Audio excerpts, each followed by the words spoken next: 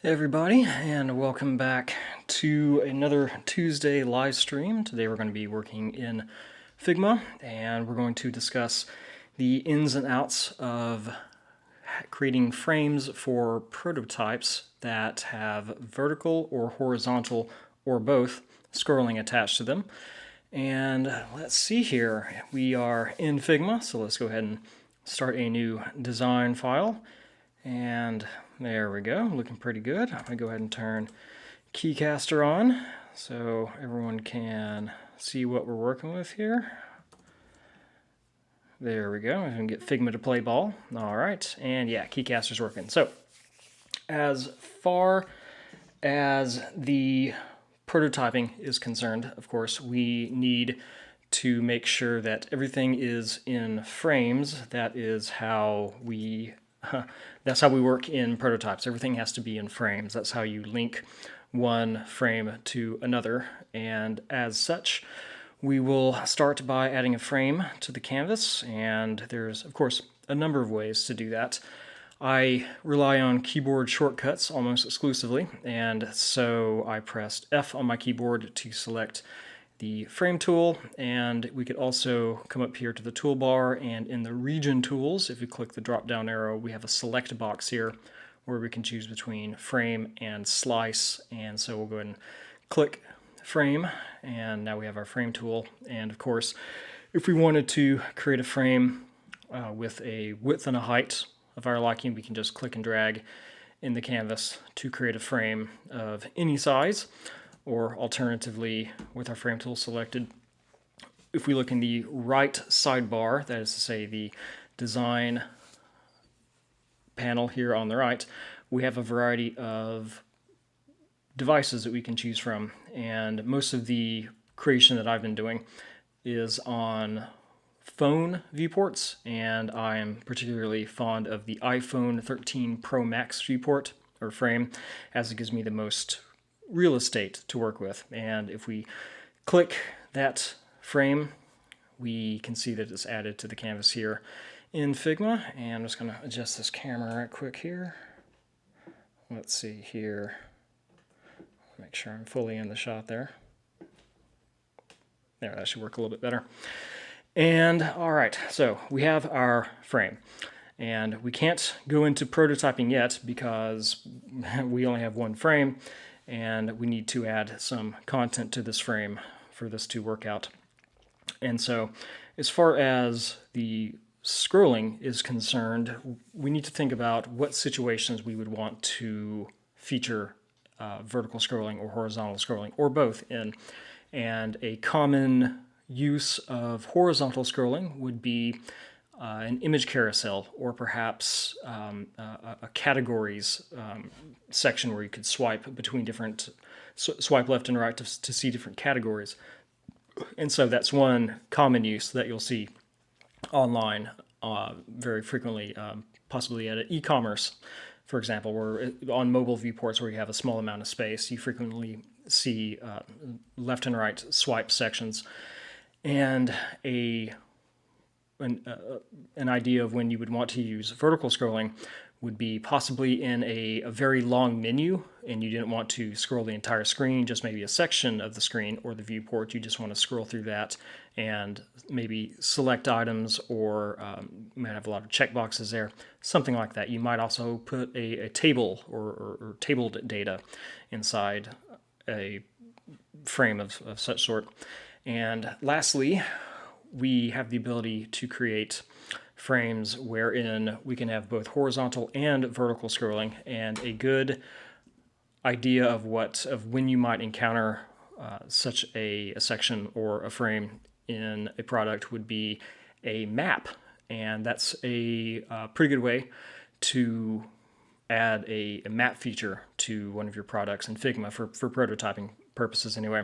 And so you would have a picture of a map, and the picture would be much larger than the frame, of course, and so the user could click or tap and drag around the map in the frame to sort of get an idea of where a location was located, or where a business was situated, or anything like that. And so I will give some examples of each of those, And to begin with, as I stated, we need some additional content here to make sense of all of these ideas. And so I will go ahead and just add some text right quick. And of course, to select the type tool, we can click the text tool. We can click the text tool up here in the toolbar, and when I have my mouse on it or my cursor over it, we can see that the shortcut for the text tool is T. And so press T to select the type tool, and we can, much like the frame, we can, when we see the crosshair in the canvas, we can click and drag to create a text area of a size of our liking, and we can begin typing here. Of course, there will be a break line every time we get to the end of the bounding box of the text area. Alternatively, we can just click once to create a single line or sort of automatic width text field or text area that will just continue to grow provided we keep typing. And that's what I'm going to go with. And so let's see here. I will create a bit of text here that says slideshow. I'm going to change this font up. Let's try outfit. Semi-bold, and let's get that a little bit larger, maybe 64. Okay, so that's looking pretty good. Let's go ahead and center that. And below this text here where it says slideshow, I want to create a section or a frame that we can swipe back and forth to see various photos. And we'll use just some photos from Unsplash that I have saved to this hard drive. And to add the images, all we need to do is, the keyboard command for that is Shift-Command-K, or I guess Control-Alt-K, maybe, Shift-Control-Alt, I don't know what it is on Windows. And let's just go through our hard drive right quick and find some images. And like I said, I saved some earlier via Unsplash. And I'm going to go ahead and paste all of them that I selected. They're all bicycle themed because that is a project I'm working on. However, obviously you can make a slideshow with whatever photos you would like to. And let's see here. Because they're all different sizes, I would create a mask for all of these so they would all be sort of the same size. However, I don't want to add too many topics to this stream. And so let's see here, I'll move them over there. I kind of want these to all be the same size.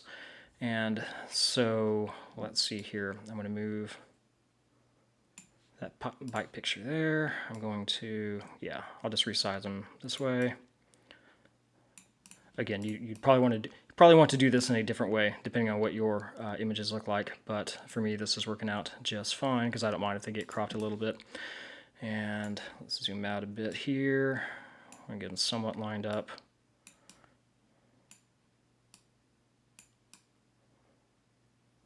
Okay, looking good so far.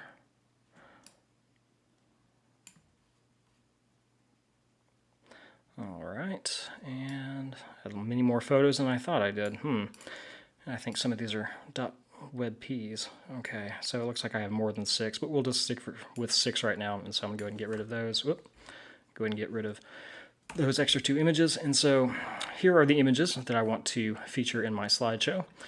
And let's see, they actually might still be a bit too large, so I'll select all of them and just resize them. That way that's looking pretty good. Maybe make them a bit more square or something like that. Okay, yeah, I'm happy with the way those are looking for now. They suit the purpose of this just fine. And these images, to work in a horizontal scrolling slideshow, they will need to be in a frame. And to do that, I'll need to add a new frame. And so let's see here. First, I want to make sure that the frame height is, and this doesn't necessarily have to be the case, but this is what works for me. I'm going to create a frame that has the same height as all my images.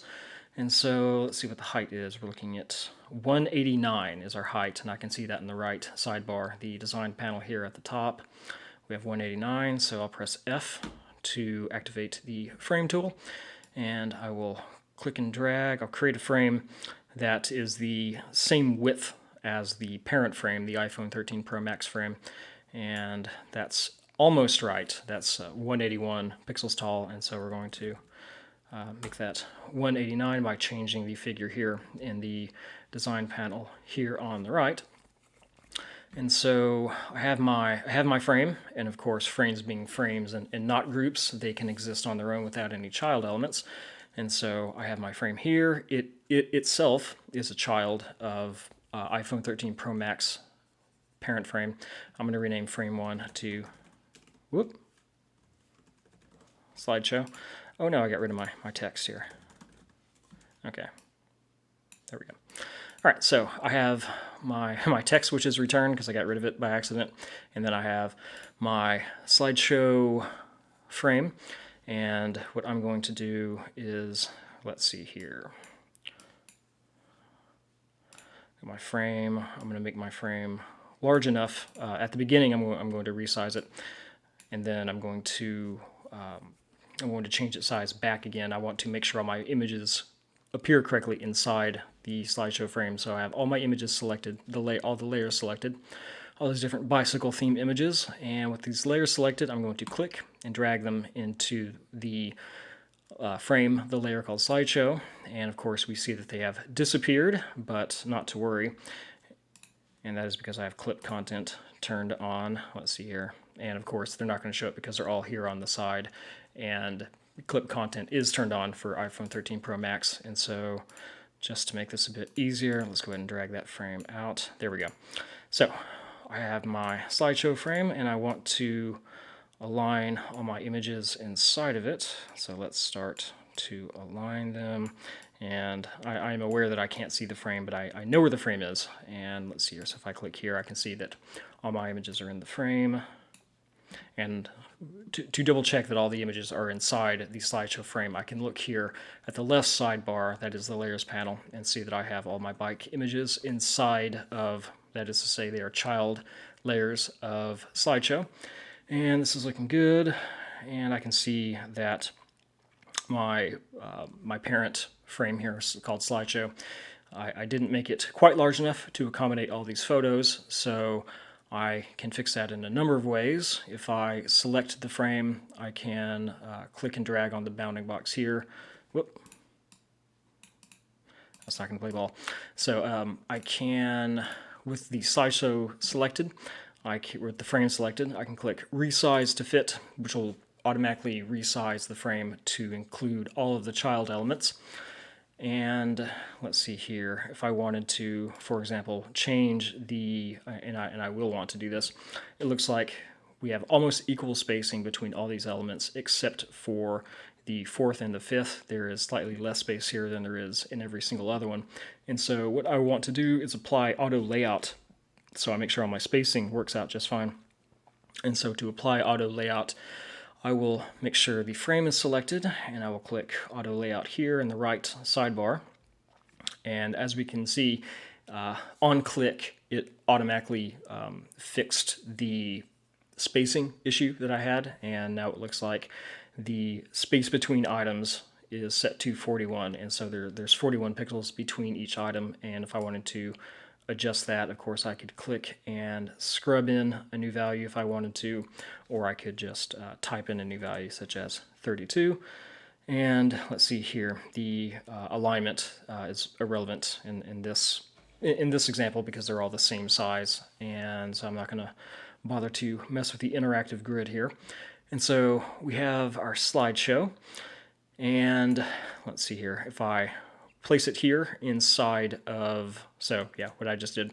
Slideshow, as we can see here in the layers panel on the left, the left sidebar, slideshow is not a child element of the iPhone 13 Pro Max frame, and that's why it's able to show the entirety of the slideshow.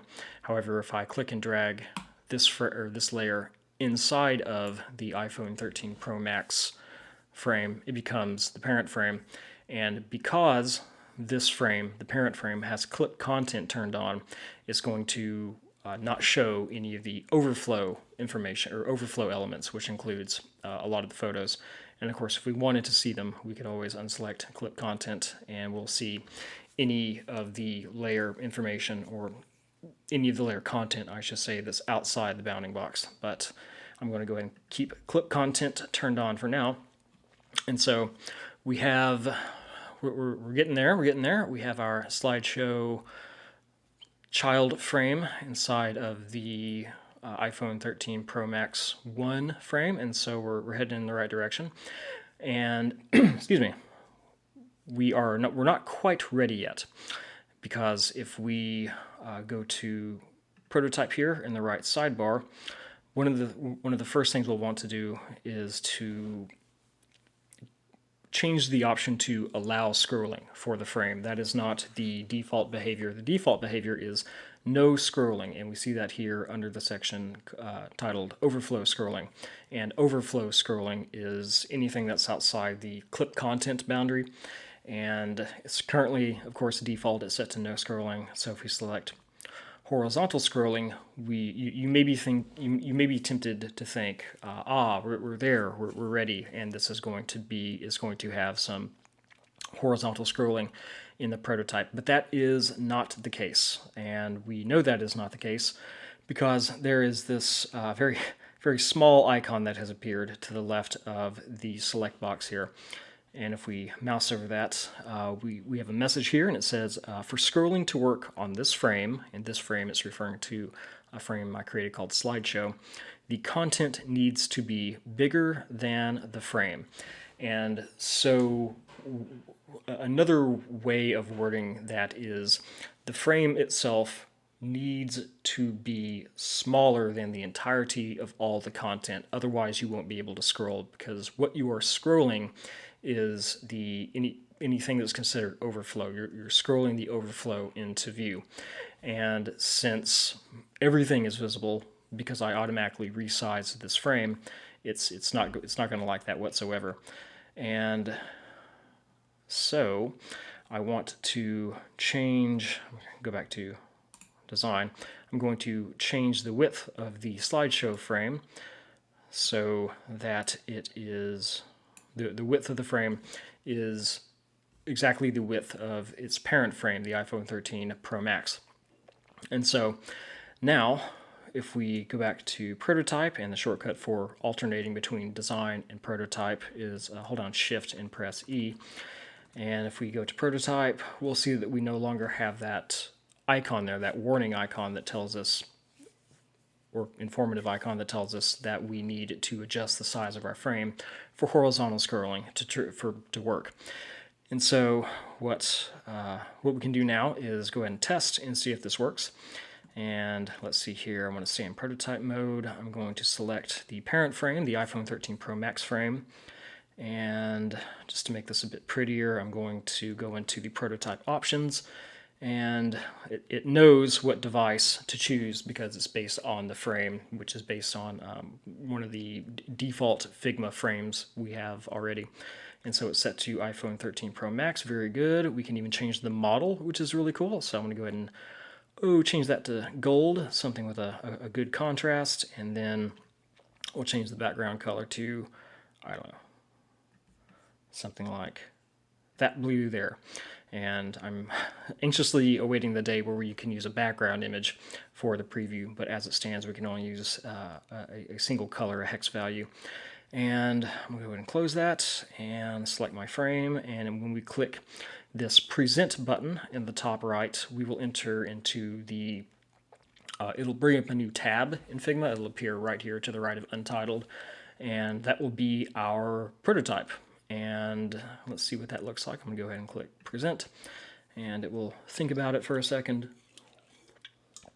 Okay, and here is our prototype. It's looking pretty good right now. And the question is this slideshow, is this area right here, this frame called slideshow, do we have horizontal scroll? Well, if I click and drag, we do indeed have some horizontal scrolling going on here. And so this is exactly what we want to see. And so this is looking pretty good. And yeah, I'm really digging the way this looks. And of course, if you wanted to, you can make each one of these images you could link that to another screen in your prototype, or you could attach it to an overlay, or have any number of animations or transitions attached to these images. And of course, it's not limited to just images. Of course, if we wanted to, let's say, add some text to this underneath each one of these, we would select the slideshow frame. Let's go back to the design. And as it's, okay, so yeah, it looks like the height has some vertical resizing automatically attached to it, which is a hug. And if we look right above it, the height is grayed out, and so we are not allowed access to that because it's set to hug. And what hug means is the frame height is automatic. It's automatically calculated based on the contents. And if we want to change the height of that, we'll need to change it from hug contents to fixed height, which, as we can see here, we can now adjust the height of our slideshow frame. And so 230 sounds fine. And let's see here. Let's go ahead and add some text. That's far too large. Let's tie 24. I'm going to drag that into the frame. And because this frame has auto layout attached to it, it's going to consider bike 1 to be one of the items it wants to align via the alignment function. And to tell Figma not to do that, we can click this button here that says absolute position, which will remove this type layer from the auto layout function, and it will not obey the auto layout commands anymore. And so very useful function to know how to use, but more importantly when to use. Be very judicious when you're using the absolute position function because you want to make sure everything still works afterward. And so we could continue to add text. I won't add a caption for each one of these because that would just be overkill. And the point is merely to illustrate that we can add as many elements to this as we want to add to it. And so I'm going to select my slideshow, and I'm going to resize it to fit just to, oh, let's see here. Okay. Oh, right. So when you have any elements inside the slide, when you have any elements inside of a frame that have absolute positioning attached to them, and you do automatic resize to fit, it's not going, even though like bike 1 and bike 2, these two type layers are children of the frame, it's not the frame when you select resize to fit is not going to take those into account. It's only going to take into account all the elements that are aligned based on the auto layout feature we have here. And so I'm going to go ahead and change that back to fixed height, and we're going to make that a bit larger. There we go. And let's see here, I'm going to go back to, you'll notice that let's go ahead and maximize that. You'll notice that I did not close the tab that has the prototype running in it.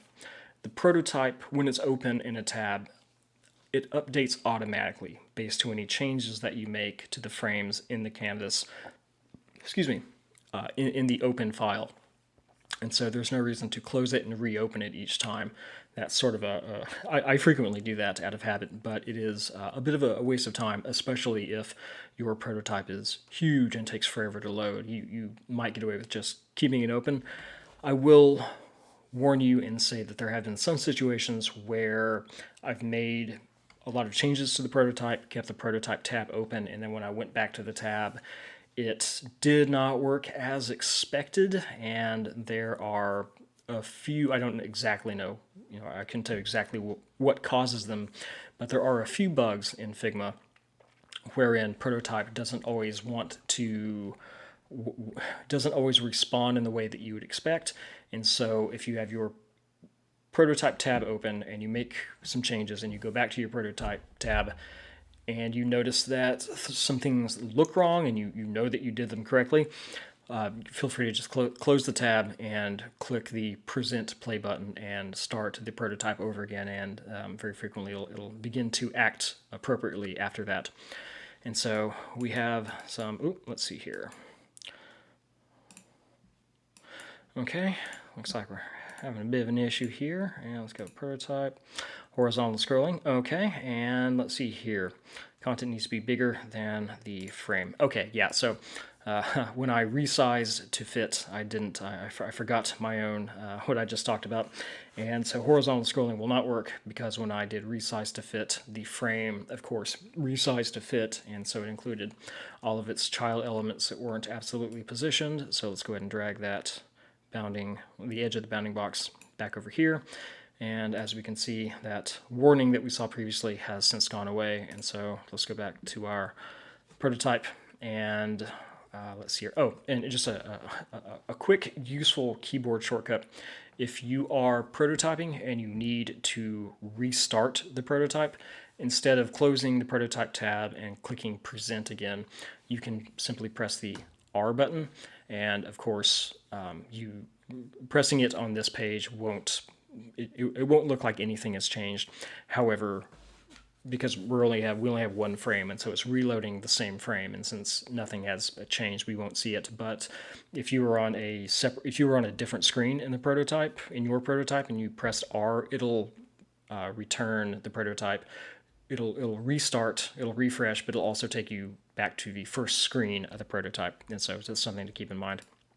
And as we can see, since we resized the child layer, or the child frame called slideshow, to the exact width of the parent frame called iPhone 13 Pro Max, we can see that we have regained our scrolling behavior because the frame is now smaller than the entirety of the content, all of its child layers. And so, yeah, we're looking pretty good right here. And just so there is no confusion, I only made the slideshow frame as wide as the iPhone 13 Pro Max 1 parent frame, or Pro Max parent frame, because I thought it would look good.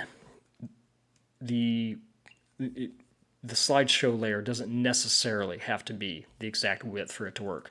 And to illustrate that, I can make it much smaller, let's say maybe the width of just one image. And if we go back to our, let's see here, if we go back to our slideshow here and represent,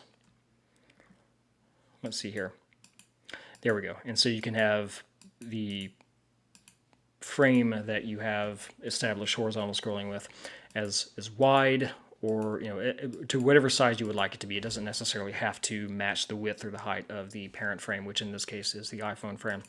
And so we can see that that is working just fine now. And so let's go back here. I want to actually rename this to slideshow horiz for slideshow horizontal. Let's try 48, looking pretty good. Okay, and I'm going to, let's see here, let's reduce the space there. I'm going to copy that, or I'm going to duplicate it, move it down, and let's see. Let's make another slideshow, but this time we're going to do exactly the opposite. And let's see here, I'm going to rename my layers right quick. Slideshow horiz for the first one, and we'll slide that slideshow vert, and there we go. Okay, so now we're going to do basically exactly the same thing, except now we're going to make the slideshow vertical. And we already sort of set ourselves up to do that quickly because in the original slideshow, I applied auto layout to the frame, and with the vertical slideshow frame selected, as we can see, we have horizontal direction applied, and horizontal direction that tells the auto layout frame which direction all the child layers, all the content needs to display, and horizontal direction puts all the content left to right. And so if we change it to vertical direction, it doesn't look like much of a change was made. However, if we, let's see here, yeah, we can see a tiny bit of, yeah, if I mouse over, we can see the position of all the elements now. We can see that they're up and down, they're vertically aligned. With the exception, you will notice we have a type layer here that says bike 1, and then off to the right of that in the dotted blue line, that's our type layer for bike 2. And the reason that they're floating out there is, recall that I applied, let's see, I'll select it, I applied absolute position to these two type layers, and as such, they're going to stay put no matter what. They're not considered a part of the auto layout scheme. They're part of the frame, the vertical slideshow frame, and we know that because we can see that they're child elements. However, with the absolute position option turned on, they're going to stay put, and we can tell that absolute position is turned on. If we look here in the left sidebar, we can see that we have the normal icon for the type layer, which is the capital serif T, but there are we have these little brackets on each corner, and so that indicates, that's a visual indicator that absolute positioning is turned on. And so I'm going to go ahead and delete those type layers just for a better looking slideshow. And I don't want, it looks like we have a little bit of the second image poking out from the bottom there, so I'm going to change the size of the vertical slideshow frame. And now the only thing that we need to do is, with that frame selected, Shift E, or we can click on the prototype text up here in the right sidebar. We'll notice that we're still set to vertical scrolling, and so if we were to go back into the prototype right now, we would notice that we couldn't do any up and down swiping, just left and right, and it wouldn't really go, nothing would show up exactly. There would be, nothing would really happen, or we wouldn't be able to see any new pictures in the slideshow if we kept it on horizontal scrolling. So we'll want to go ahead and change that to vertical scrolling, and we don't have a warning icon, and so everything should be good to go. And so let's go back to our prototype tab, and as we can see here, it updated, I should say. And now when I click and drag, we can see that our slideshow, our vertical slideshow, is now working appropriately. And yeah, so it's pretty much the same idea as the horizontal slideshow. Once you get everything set up, you just need to change the direction, the direction in the auto layout area, which is right here. We have auto layout, and then you'll want to change the direction from horizontal to vertical, or vice versa, depending on what you're changing to. And then once you've changed that in the prototype mode here on the right sidebar, you want to make sure that your overflow scrolling matches the type of scrolling that you intend to do. And a way to remember that is you'll want your overflow scrolling to match the type. There we go. You'll want it to match the direction that you have set up here in auto layout. So if it's set to vertical direction, you're going to want to have it set to vertical scrolling, and horizontal direction, you want to have it set to horizontal scrolling. That way you'll ensure everything's working out. And then lastly, I want to give an example of how we might do or when a good time to use vertical and horizontal scrolling might be. And so what is our, let's see here, we're 184 by 189 is the size of our frame here, and I'm going to, we can create a new frame size, that's fine. I'll create a new frame about that size, go ahead and center it, and this frame is going to be called, map. And let's see, I'm going to put that at the bottom. There we go. I know everything's aligned kind of funny. And so I don't have an image for map, and we're going to go ahead and grab one real quick. So let's see here. I'm going to fire up my browser, and it's going to take a second. I think I had a lot of frames attached to it. And so let's go to Google Maps. Let's scroll out a bit, not that it matters that much. Okay, looking fine. We have North Kansas City here, and I'm going to take a screenshot. And so I'll do Command-Shift-4 on a Mac, and I want to take a screenshot of about that size. I'll copy that to the clipboard and delete that because I'm not going to need it for later. Come back into Figma and paste the image into the canvas. And ideally, you wouldn't want to paste images into your canvas. You would want to save them to the hard drive, and then you would want to place image, which is either Shift-Command-K on a Mac keyboard, or if you come here to the Shapes tools or the Shape Tools area in the toolbar and you click the down arrow for the select box, the very last option is Place Image. And if you select that, it'll bring up Finder or Windows Explorer, and you'll want to find the saved image that you have on your hard drive. But I'm not going to save this document, and so I'm okay with just plopping in the copied screenshot I have here. And so I have my image here off to the right, but I'm going to rename this Map of North KC. There we go. But I want to put that into my map frame, which is down here. And so I can either click and drag in the canvas until it's inside the map frame, or I can click and drag in the left sidebar, the layers panel, click and drag that to where it's inside of the map. It's going to disappear, of course, because I have clip content turned on the map frame, and the map image itself is way over here. And so if I drag it, it's going to appear there. Let's get you back in your frame there. Excuse me. And for the purposes of this demonstration, I want the map to be centered horizontally and vertically inside of its parent frame, which is called map. And so with the map image selected, if I come over here to the right sidebar, the design panel, I will select align horizontal centers as well as align vertical centers. And as we can see here, looking at the bounding box with respect to the map frame, the map image is perfectly, or as perfect as it's going to get, centered inside of it. And so let's see here.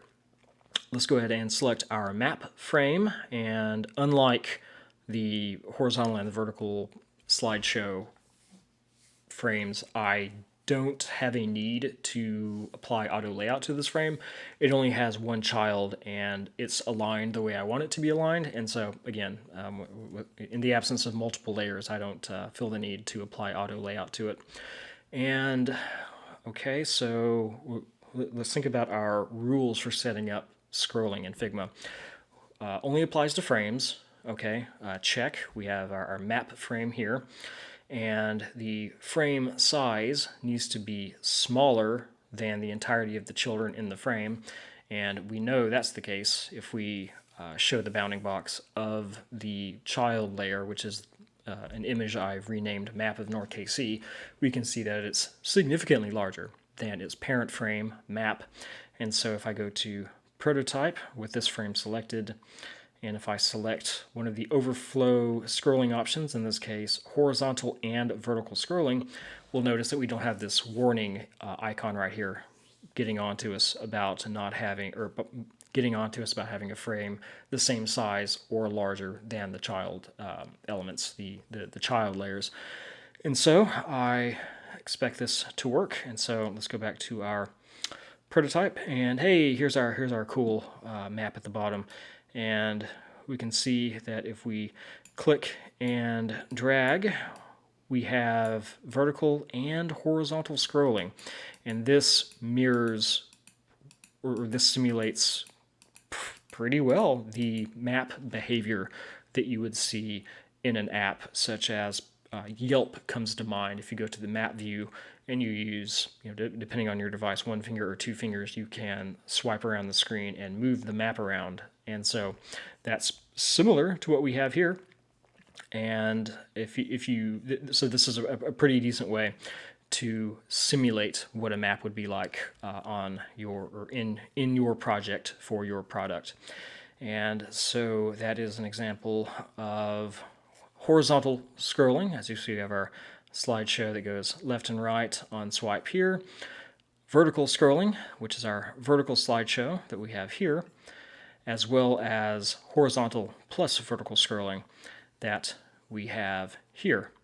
And I hope that that was abundantly clear, and that that about does it for this stream. I wanted to make this one pretty relaxed, a pretty easy stream to follow. I know sometimes I can get a bit into the weeds on subjects, and so I hope you enjoyed this. And of course, if you did enjoy this stream, you can subscribe to me on Twitch, and you can sign up for notifications so you will get a message whenever I am about to go live or whenever I do go live.